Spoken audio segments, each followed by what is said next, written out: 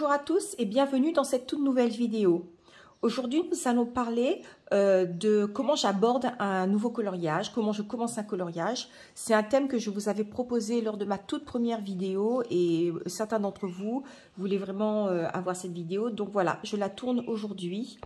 En fait, c'est une vidéo qui sera peut-être un tout petit peu longue, hein, je m'en excuse par avance.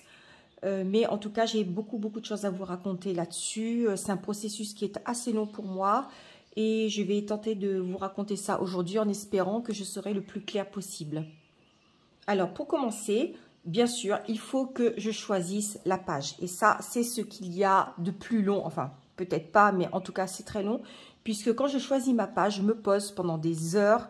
Et très souvent, j'hésite entre plusieurs coloriages, mais je pense qu'on est toutes à peu près pareil, tous à peu près pareil, puisque le choix de la page, on a tellement de livres, de PDF et tellement de choix que trop de choix tue le choix, comme on dit. Alors, je peux être très bien inspirée par une page en ouvrant un livre. Je me dis, ah tiens, je me verrais très bien faire cette page. Bon, bien sûr, après avoir regardé 10 bouquins, hein, on est bien d'accord. Je suis inspirée par une page, donc je choisis cette page, voilà, j'arrête de chercher et le choix est fait. Je peux être également inspirée par une vidéo, par une photo, par un tuto ou par quelque chose de la vie courante. Alors une vidéo d'une colo-copine, par exemple, qui parle d'un sujet précis et je me dis, ah oui, pourquoi pas tenter ça, donc je vais chercher une image avec le même thème. Ou bien tout simplement une photo. Je suis abonnée à pas mal de pages de photos sur Instagram, de photos de nature ou de tout autre type de photos. Et ça donne vraiment l'inspiration. Ou bien d'un tuto qui peut passer par exemple sur du métal ou sur une fleur ou bon, peu importe le type de tuto. Mais en tout cas, qui peut nous inspirer pour choisir après un coloriage dans un thème avec un thème bien précis. Et ça peut faciliter les choses d'ailleurs.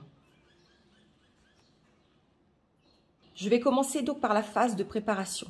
La phase de préparation du coloriage, ça sera d'abord pour moi de scanner la page. Je vais la scanner avec mon téléphone. Donc moi, j'utilise l'application CamScan.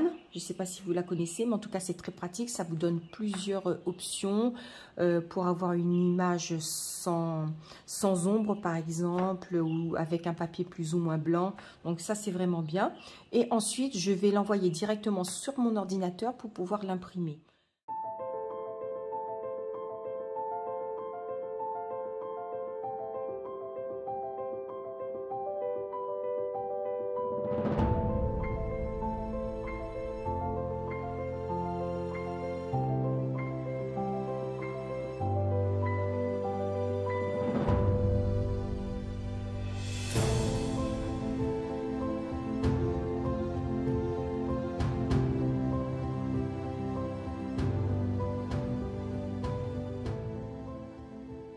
Cela dit, je scanne toujours tous mes colos parce que même si je ne les utilise pas comme brouillon, je vais les scanner parce que je veux toujours garder une copie de mon colo pour ne pas avoir à acheter 2 fois le livre par exemple. Et puis si j'ai envie de recommencer ce coloriage-là un jour, je sais que j'ai le scan sur mon ordinateur. Ça, c'est bien pratique. Alors, je peux imprimer un exemplaire, voire plusieurs exemplaires en cas de... Alors, ça dépend de la complexité du coloriage. S'il y a plus ou moins d'éléments, je sais que je vais avoir besoin de plusieurs brouillons, par exemple. Quand je scanne, enfin, quand j'imprime plutôt les coloriages, je vais utiliser un papier de qualité médiocre. Enfin, pas du papier d'imprimante, bien sûr, hein. On va dire un papier de 120 ou 160 grammes. Ça va suffire au cas où si je veux utiliser par exemple des crayons aquarellables ou de l'aquarelle. Alors si j'ai été inspirée par une photo, par une vidéo ou par un tuto, bien évidemment là il n'y aura pas de souci, je pourrai attaquer mon coloriage tout de suite, je saurai les couleurs ou la technique que je veux utiliser tout de suite, puisqu'il suffit de suivre la vidéo ou le tuto.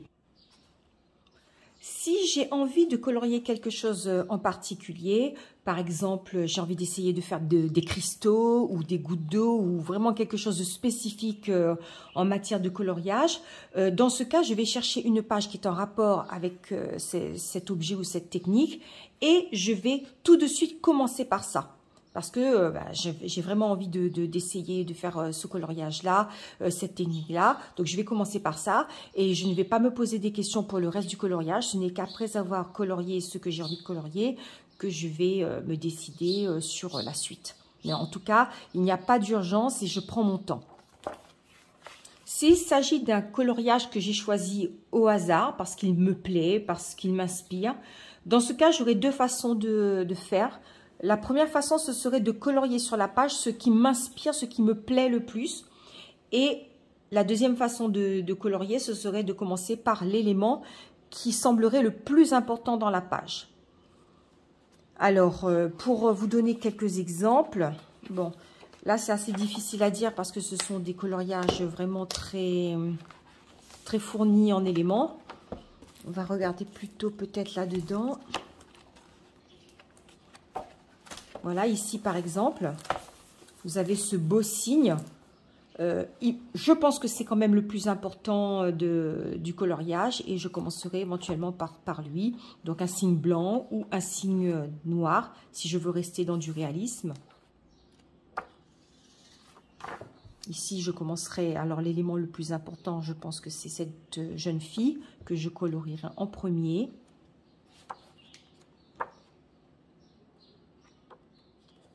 Ici, pour moi, c'était la rose, l'élément le plus important du coloriage. D'ailleurs, on ne voit que lequel. Hein. Pour moi, ici, ce serait la bague. Voilà.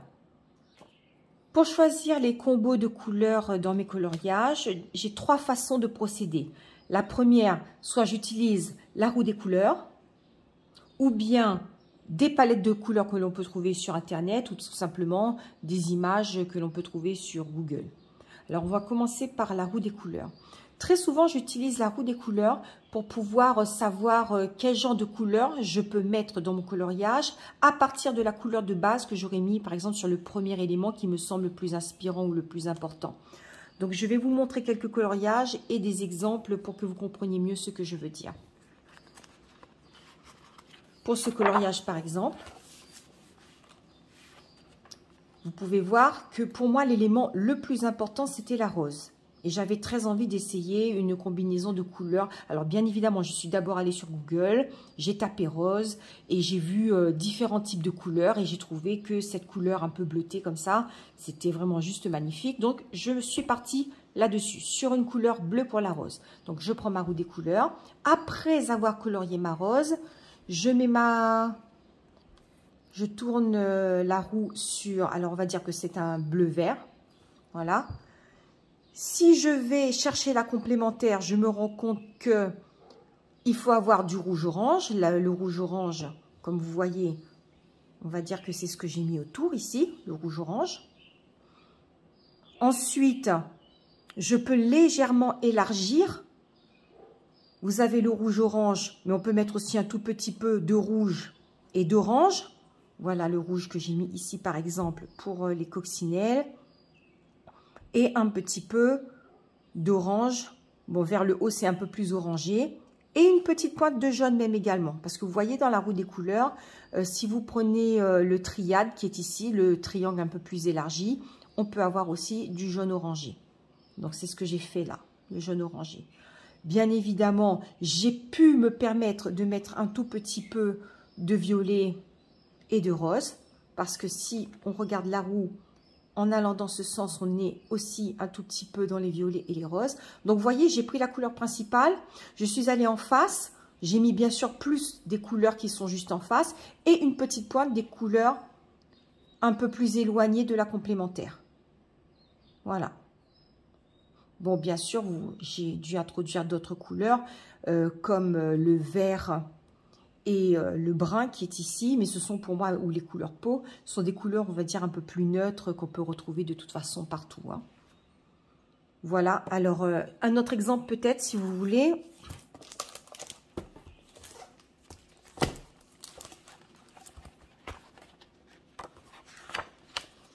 Voilà ici. Donc vous connaissez ce coloriage, je vous l'ai montré sur Insta il n'y a pas longtemps. Voilà, alors ici, j'avais très envie. Alors pour moi, l'élément qui m'a inspiré le plus, c'était le cupcake. Mais comme le cupcake, vous voyez, j'ai utilisé des couleurs neutres parce que je voulais faire un cupcake vanille ou voilà, quelque chose comme ça. Donc, j'ai utilisé des couleurs de brun, de beige. C'est neutre. Donc, évidemment, cette couleur-là, si je voulais la faire ressortir, il me fallait absolument des couleurs plus vives tout autour. Sinon, le cupcake aurait eu peu de présence. Et ça, je ne voulais pas. Donc, comment faire ressortir? Vous voyez, là, c'est du brun, du chocolat. Le chocolat, le brun, ça fait partie du rouge. Donc, je vais sur le rouge. Voilà le rouge. Vous voyez que la complémentaire juste en face, c'est du vert. Donc, on retrouve le vert ici par rapport aux feuilles. Et le rouge, bien sûr, le rouge, vous le retrouvez dans tous les petits éléments qui sont autour, même si c'est du rouge plus vers le rose ou plus vers ici, vous voyez, plus rouge, plus magenta, etc. Mais en tout cas, c'est du rouge. Ensuite, regardez, ici, on a le rouge, en face, le vert. Si j'élargis un tout petit peu, vous voyez bien qu'on peut aller ici vers le bleu et ici vers le jaune. Donc, un tout petit peu de jaune, par exemple, avec l'or dans la harpe, ou bien au niveau du sol. Et un tout petit peu de bleu-vert. Enfin, pas un tout petit peu, là, du coup, j'en ai mis beaucoup. Le bleu-vert, ici, pour le ciel. Donc, c'est toujours les couleurs, en fait... moi, je regarde souvent ma roue des couleurs parce que je ne la connais pas encore par cœur. C'est vrai que certains maîtrisent bien ça. Mais le fait de regarder, ça permet vraiment de savoir les couleurs qui vont aller ensemble. Et ça, c'est vraiment très intéressant. Alors, un autre exemple, peut-être un dernier exemple. Ici, avec le livre de Anna Carlson. Alors, je vais mettre ça comme ça pour qu'on puisse bien voir. Alors, ici, dans ce livre, évidemment, il n'y avait que le collier qui était au centre de la page. Donc, c'était l'élément le plus important, donc il n'y avait pas à en discuter.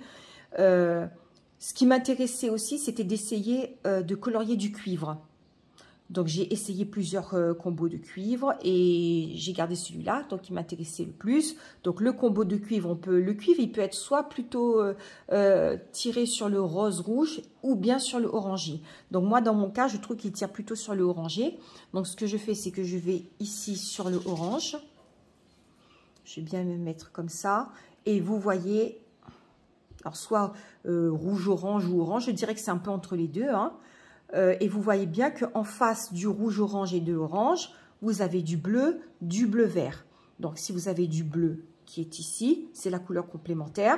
Du bleu vert, vous voyez qu'en remontant, j'ai mis des notes de bleu vert, tirant légèrement vers le jaune. Voilà, donc là, j'ai vraiment utilisé les complémentaires. C'est ce que j'utilise le plus souvent, j'ai remarqué dans mes coloriages. C'est vraiment les complémentaires et en élargissant un tout petit peu pour pouvoir avoir plus de nuances dans le coloriage. Alors, je vais ranger tout ça et vous montrer ce que j'ai fait aussi dans d'autres livres.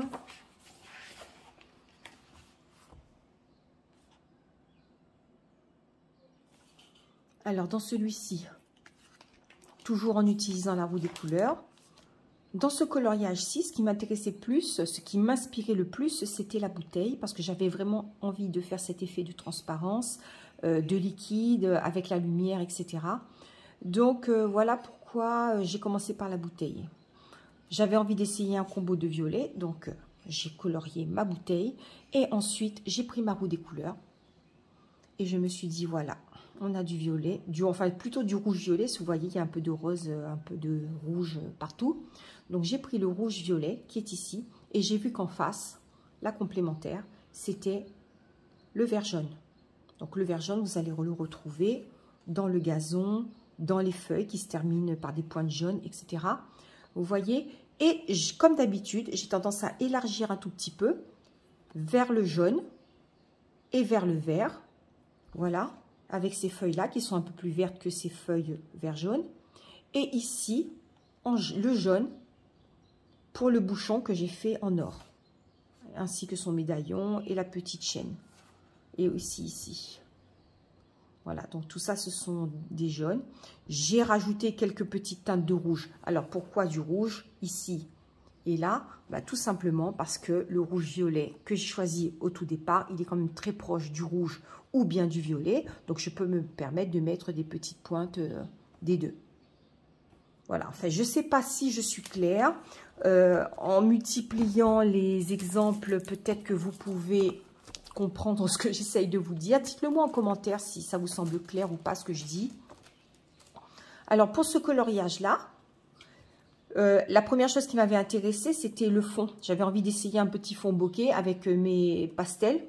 Donc, j'ai attaqué le fond comme je voulais que toutes ces feuilles, qu'on ait l'impression d'un feuillage derrière avec des arrivées de lumière. J'ai décidé de le faire en vert. Donc, j'ai commencé mon fond. Ensuite, j'ai pris ma roue des couleurs. Donc, vous voyez, c'est un peu vert jaune. Hein. Je vais sur le vert jaune qui est là. Quand je tourne la roue des couleurs et que j'arrive sur le vert jaune, je me rends compte que juste en face, j'ai le rouge-violet, ou bien le rouge. Alors, si on élargit un petit peu, on va dire rouge, rouge-violet, violet. Donc, c'est ce que j'ai essayé de faire ici. Donc, j'ai utilisé le rouge. Bon, le rouge à travers le magenta, bien sûr. Il y a du rouge dans tout ça, dans les coccinelles, dans les vêtements. Le violet à travers les petits chapeaux. Voilà. Donc, vous voyez, j'ai mis quelques petites pointes de couleur. Donc, j'ai élargi un tout petit peu au bleu turquoise et à l'orange, qui est dessous. Là, il est juste dessous. Pour pouvoir donner un petit peu de punch. Si on regarde bien la roue des couleurs, alors, attendez, je vais essayer de tourner ça avec le tétrade. Voilà.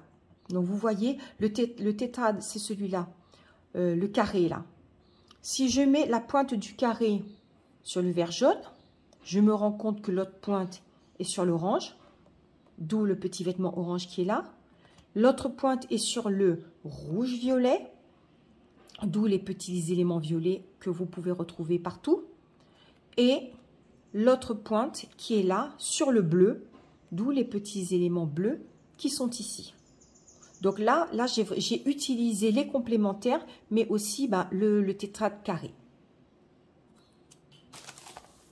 Un dernier exemple peut-être, si je le trouve. Voilà, c'est celui-là. Donc dans cet exemple, j'ai utilisé aussi le carré. Donc le carré, pourquoi? Tout simplement parce que je voulais faire des choses complètement réalistes dans celui-là. Alors moi j'ai commencé par les cerises, j'ai trouvé ça, voilà, ça m'inspirait beaucoup et j'avais envie d'essayer des combos de rouge. Donc j'ai commencé par les cerises. Alors on y va. Quand j'avais terminé les cerises, j'ai mis ma roue des couleurs sur le rouge.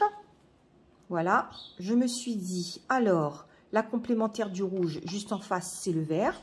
Donc, on a tout ce vert tout autour, donc ça va très bien.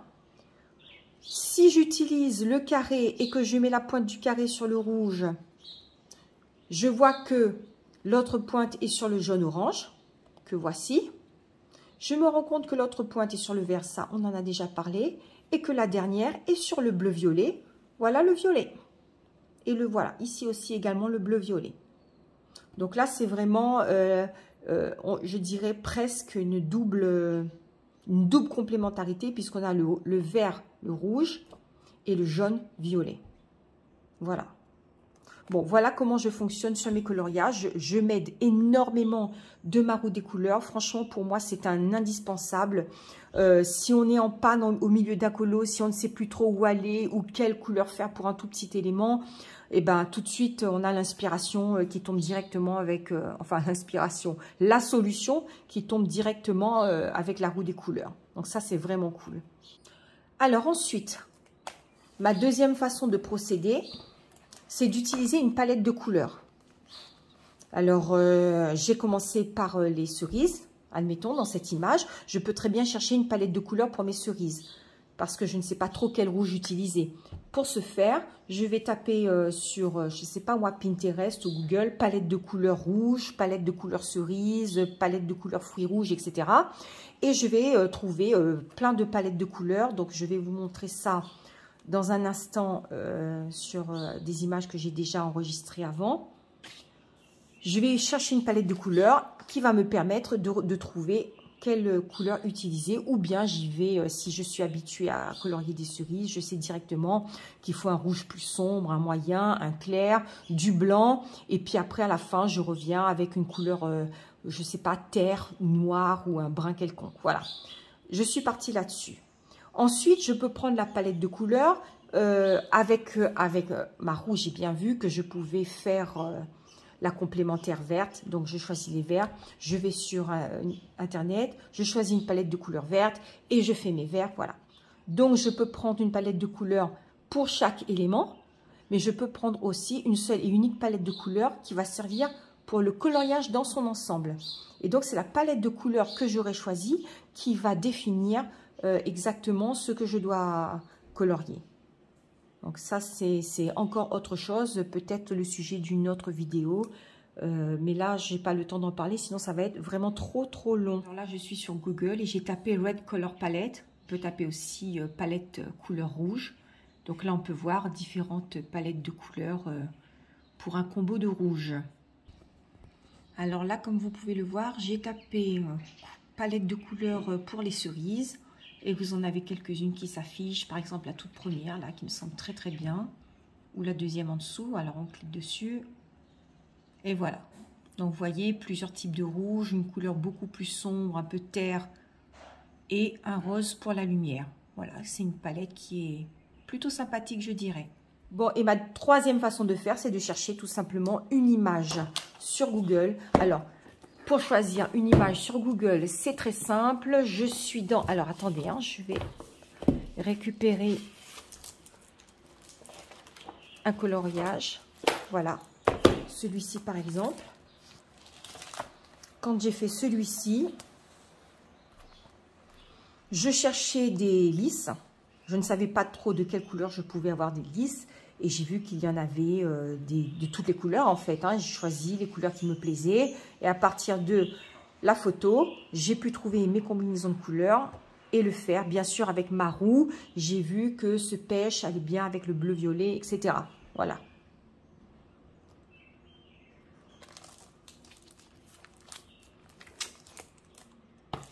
Et je vais vous montrer tout de suite sur mon ordinateur comment je choisis mes images sur Google. Je peux utiliser aussi tout simplement Google pour avoir des images. Et parce que j'aime bien avoir une image de référence aussi quand je colorie. Alors par exemple ici j'ai fait une recherche sur les papillons. Donc je clique sur images.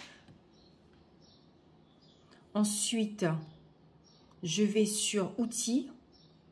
Parce que j'aime bien choisir la taille des images. Donc sur outils je vais cliquer grande taille. Pour pouvoir avoir des images de taille suffisamment importante pour bien voir les détails des images. Donc je clique sur grande taille. Voilà. Donc maintenant j'ai les images qui apparaissent et je peux bien sûr choisir papillon bleu, rouge, vert en fonction de ce que j'ai envie de colorier. Ou bien tout simplement de regarder un peu tout ce qui se présente et ça peut m'inspirer si je ne sais pas de quelle couleur je vais faire mon papillon par exemple. Voilà. Si je clique sur cette image... Elle apparaît ici et je vois qu'elle est, la définition c'est 1400 1000, donc je sais que c'est une image assez importante, une grande image avec une haute définition. Donc je vais cliquer dessus et je vais la voir en très grand format. Là vous voyez, je suis capable de bien voir tous les petits détails et c'est ça qui va faire que mon coloriage, si j'utilise d'utiliser cette image-là, sera un peu plus précis. Mon avant-dernière astuce, ou façon de faire en tout cas, c'est de toujours avoir ma feuille de brouillon. Donc vous vous souvenez, au tout début de la vidéo, je vous ai dit que j'utilisais une feuille de brouillon ou plusieurs pour un même coloriage. Donc je vais vous montrer ça tout de suite. Quand j'ai voulu faire celui-ci, j'ai imprimé d'abord, j'ai scanné et imprimé la feuille qui est là. Et avant de commencer les parties de mon coloriage, systématiquement, je faisais un essai à côté pour voir si ça le faisait ou si ça ne le faisait pas, pour voir si le combo de couleurs convenait ou pas, pour voir, voilà. Ça peut être, je fais des essais pour voir les combos de couleurs, je peux faire des essais pour voir aussi la technique. Vous voyez les petits gribouillis que j'ai fait là pour le sol, c'est la technique que j'ai utilisée ici. En plus, technique très facile et très rapide. Je pense que je vous ferai un comment je colorie les sols très prochainement pour vous montrer cette technique qui est vraiment très très intéressante. Ici, comme vous pouvez le voir, j'ai fait 2 essais de fond. Un essai avec du crayon aquarellable et un essai avec du pastel sec, du crayon pastel plutôt. Et puis, alors le but, c'était d'essayer 2 techniques différentes, mais aussi d'essayer 2 couleurs différentes. Voilà, en faisant des petits essais comme ça, on peut voir par rapport au gâteau, qu'est-ce qui convient le mieux. Parce que comme pour moi, l'élément principal, c'est celui-là, c'est celui que je veux faire ressortir. Donc, toutes les couleurs qu'il y aura autour, ça va aider à faire ressortir ce que je veux montrer. Je vais vous en montrer un autre. Ici, donc j'ai photocopié celui-ci. Dans cette page, c'était les cristaux qui me plaisaient le plus. C'est ça que j'avais vraiment envie d'essayer comme technique. En plus, j'ai essayé de colorier les cristaux avec les Inktense. Alors forcément, comme c'était la première fois que je faisais des cristaux et en plus avec des Inktense, je ne voulais pas y aller tout de suite comme ça. Donc j'ai fait des essais sur cette page. Donc vous voyez, je n'ai pas reporté forcément exactement les mêmes couleurs de l'autre côté. D'ailleurs, pas du tout. Ici, vous voyez, j'ai essayé cette couleur, mais je n'ai pas utilisé au final. Donc, il faut vraiment faire des essais pour savoir ce qui convient, ce qui ne convient pas. Pour les champignons, j'ai tenté 2 combos différents pour garder au final celui-là avec la petite pointe de rouge, mais pas tout. Ici, par exemple, j'ai voulu essayer de colorier des cabochons. Donc, vous voyez les cabochons qui sont là. Comme ça aussi, j'ai fait quelques essais de couleurs, de formes, etc. avant de me lancer directement. Bien évidemment, avant de faire des essais, j'ai regardé sur Internet, j'ai regardé dans mon coloriste Special Effect. Voilà, j'essaye de regarder un petit peu partout, je fais des essais et ensuite, je reporte sur mon coloriage ce qui me convient le mieux. Donc, vous comprenez pourquoi c'est si long, pourquoi je ne fais que 2 coloriages par mois, parce que vraiment, à chaque étape, à chaque élément du coloriage, je prends le temps, je recherche, voilà. Et j'apprends, en fait, en même temps. Alors, est-ce que j'en ai un dernier à vous montrer? Oui, alors là, j'ai pas le coloriage avec moi, j'ai juste la feuille de brouillon. C'est un coloriage de Kerby Rosan, dans son dernier, je crois, Fragile World, voilà. Donc là, ici aussi, vous voyez, j'ai fait des essais pour le fond, par exemple, différentes couleurs, différentes techniques, donc aquarellable, sèche, etc. Vous voyez ici. Bon, vraiment, ça, c'est une façon de fonctionner que j'aime bien parce que ça permet de voir si les couleurs sont bien placées, si elles sont suffisamment, s'il y a suffisamment d'ombre, de lumière, si je dois rajouter quelque chose ou pas. Bon, mais plus le temps passe, plus je me rends compte quand même que j'utilise de moins en moins mes brouillons et que je fais que des toutes petites touches et puis après je vais directement sur mon coloriage, alors qu'au tout début j'ai l'impression que j'y allais carrément, c'est comme si je refaisais 2 fois le même coloriage, j'essayais une première fois et puis je refaisais une deuxième fois sur mon livre, donc voilà, c'était encore plus long quoi. Et vous avez aussi celui-là, alors j'ai le colo ici. Alors pour celui-là, vous voyez, j'avais commencé à faire la lumière de ce côté, mais au final, je trouvais qu'au niveau de la symétrie de l'axe du collier, tout ça, ça n'allait pas. Donc ici, je l'ai remis là. Voilà, il faut vraiment faire des essais, s'entraîner. Voilà, c'est comme ça que moi, j'aime beaucoup fonctionner parce que ça me permet de rectifier éventuellement ce que j'estime être une erreur. Voilà. Vous voyez ici pour le médaillon, j'ai fait 1, 2, je ne sais pas si vous voyez très bien à l'écran, mais 3, 4. J'ai fait au moins 4 combos différents de cuivre avant de me décider pour celui-là. Celui-là était un peu plus rouge, celui-là un peu plus jaune et celui-là un peu plus orangé. Et donc, j'ai gardé celui qui était un peu plus orangé. Voilà, d'où l'intérêt. D'ailleurs, l'orange, le bleu, 2 couleurs complémentaires. Voilà pourquoi j'ai décidé de garder plutôt l'orangé que le rouge. Voilà. C'est tout pour les exemples. Ce que je fais également, c'est qu'il m'arrive très souvent, très souvent, à chaque étape de mon coloriage, de prendre des photos. Donc, je prends des photos parce que le fait de prendre la photo et de regarder son coloriage à travers l'appareil photo, on a l'impression d'avoir un regard un peu rafraîchi, un peu tout neuf sur le coloriage. Et là, on peut mieux voir ce qui va, ce qui ne va pas, aussi un petit défaut, une petite chose à rectifier et tout. Donc ça, c'est pour moi très important. Donc, je prends tout le temps des photos. Quand j'ai fini un coloriage, je dois avoir au moins 50, 60 photos du même colo parce que je veux vraiment voir ce que ça peut donner à distance. Il y en a qui font ça à travers un miroir. Vous mettez votre page face à un miroir et vous regardez votre coloriage dans le miroir. Et ça vous permet également, comme pour l'appareil photo, de voir ce qui ne va pas. Donc, c'est encore une astuce, moi, je trouve intéressante. Ou bien, je pose mon coloriage contre un support debout, comme ça. Et je fais quelques pas, je recule et je vois aussi de loin ce que ça peut donner. Voilà. Alors, en conclusion, vous voyez que ma façon d'aborder un colo est quand même plutôt longue. Mais c'est franchement très satisfaisant. Parce qu'il y a toute la recherche qu'il y a derrière, tout l'apprentissage. Je ne me précipite pas, je prends mon temps. Si je me sens bloquée sur quelque chose, je m'arrête quelques heures, voire un jour ou deux. Et les idées finissent toujours par arriver à un moment ou à un autre. Il ne faut jamais se dire « Ah non, là, je n'y arrive pas, non, c'est impossible, je ne sais plus quoi faire, j'arrête ce colo et puis je passe à un autre. » Oui, on peut passer à un autre si on veut se changer les idées, c'est clair. C'est ce que je fais, mais moi, je n'ai pas trop d'encours. Si j'en ai un ou deux à la fois, c'est vraiment le maximum. Mais ce que j'aime bien faire surtout, c'est m'arrêter pour repartir avec un esprit plus frais. Voilà.